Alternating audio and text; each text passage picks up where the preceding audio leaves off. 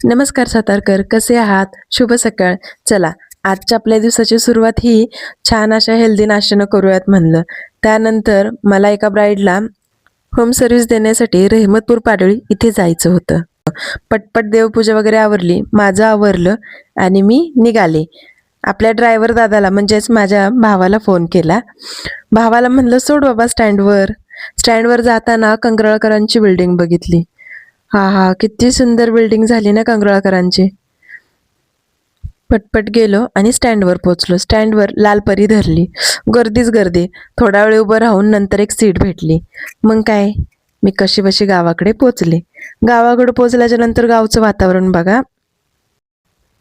Bride ही माझी खूप जवळची मैत्रीण असल्या कारणाने तिने मला सांगितलं की माझी हळद झाली आहे आणि तू मला होम सर्व्हिस देशील का, घरी येऊन प्लीज माझं फेशियल वगैरे करशील का. नाही हो नाही हो म्हणत शेवटी मला जावं लागलं. गावात पोचताच खूप दिवसांनी केसावर भांडी पाहिलीत.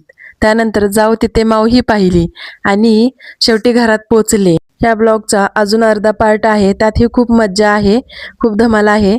तेही तुम्ही नक्की नक्की बघा. तोपर्यंत टेक केअर आणि बाय बाय.